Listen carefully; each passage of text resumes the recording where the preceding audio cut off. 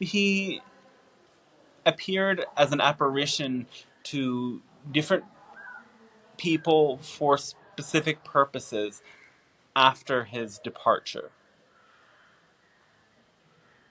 In which parts of the world?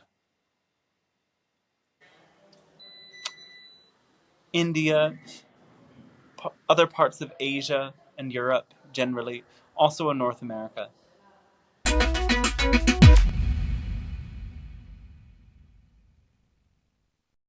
What about the miracles? Can you tell us first of all about the healing miracles? Did they happen and how did that work? Yes, they absolutely happen. And they work the way that healing generally works, in that the healer offers a space, offers a vibration. Those being healed choose to attune to that vibration. They choose to have the belief in the process of healing and the surrender. They choose to surrender the beliefs that keep them in a state of disease. And this brings about a shift in their vibration. And in certain cases, like in these experiences, the healing can be quite monumental in its scope. They switch timelines. Well, yes, that happens as well, but moreover, they change vibration, because in order to change timelines, you have to change your own vibration in the present moment. Because again, time is something that emerges from now. There is only here and now. And the timeline that you experience depends on the vibration that you choose in this present moment. Okay. What about the other miracles, things like walking on water or the miracle of the bread and fishes? This also took place, yes.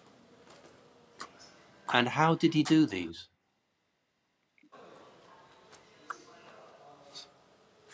He changed his own vibration. In the case of the fishes, he attuned to the energy signature of the idea of fish and bread and allowed them to appear through his will. To walk on water, he changed the vibration of the space around, creating solidity where there was water before, just enough so that he could stand clear and tall on it. Because he was at a very deep level of mastery, many of these feats were possible. And to what extent could we aspire or learn these kind of feats?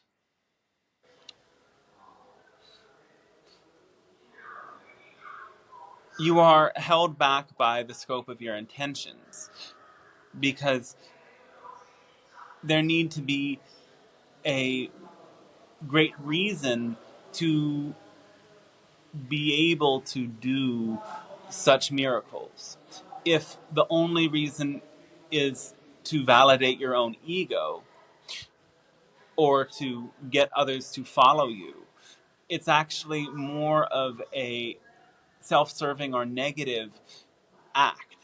And so in choosing to use the divine energy in that way, you actually sever your connection, thus making it far more difficult to continuously manifest the same miracle, manifest the same result.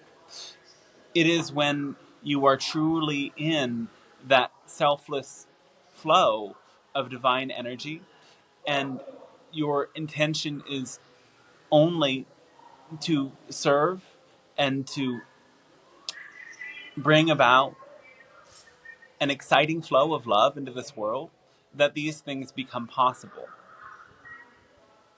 Okay, got it. What message was Jesus bringing when he was alive? Is it the same as the Bible has told us?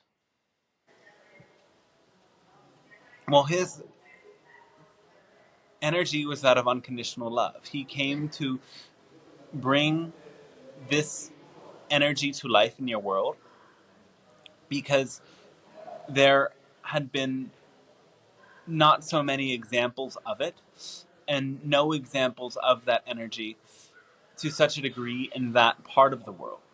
And this is why he had so many teachings of loving thy neighbor and doing what is fair and what is just, of being compassionate onto others. This was what he came to teach. His life also served many other purposes. So the Bible's quite accurate in his message and the way he used parables and the way he taught. Yes, Okay. Um, was he aware that he would die? And if so, why did he not avoid it? he was aware that he would have to make a very great sacrifice. He became increasingly aware of it over a period of time. And eventually, yes, he did know that he would be crucified and die in the way that he did. Though his own spiritual connection brought him to understand the nature of the sacrifice and what it would do. Because had he not died in this way, he might have been another person lost through the ages. But the sacrifice made his message and his energy even more powerful. Goodness. Oh, yes, we will also say the sacrifice was a way for there to be an end to the practice of animal sacrifices that were incredibly common in that part of the world at that time. And they were a part of many different religions. There was an idea that some offering had to be made, and the life force energy of the animal was used by entities as a sort of exchange for different prayers, different rites. And this grand sacrifice was one that was made so that in the times to come, there would no longer need to be the shedding of blood for that exchange between worlds. Right. So Jesus actually did die on the cross. He wasn't kind of taken down still alive and resuscitated. He died there. Yes. Was Judas betraying him, or was there some secret cooperation that we don't know about? Yes, he was betraying, but on the level of the higher self who understands the purpose for everything, it was all divinely aligned. It was meant to be for this sacrifice to be carried out, for this soul agreement to be carried out, because it would usher in a monumental shift in all of humanity. And in this sense, Christianity would not exist without Judas, and none of the things to come would have happened without him. So this religion owes a lot to this figure. Okay. Well, can you tell us about the resurrection when he came back to life and apparently the tomb was empty? He was, in the sense, able to manifest healing in his own body, though as he appeared, he was something between human and spirit being. And this is why his presence only remained for a few days before he went on to other journeys in other parts of the world. Journeys in other parts of the world? What was that? He appeared as an apparition to different people for specific purposes after his departure. In which parts of the world? India, other parts of Asia and Europe generally, also in North America. Goodness. Hmm.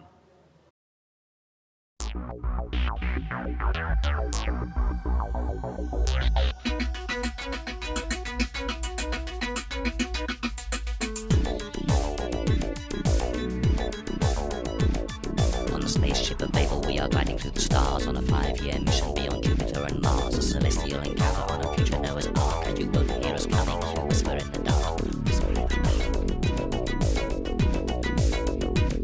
There's an Ewok close behind me as we try to disembark here. Obi-Wan Kenobi as we whisper in the dark. Whisper in the dark.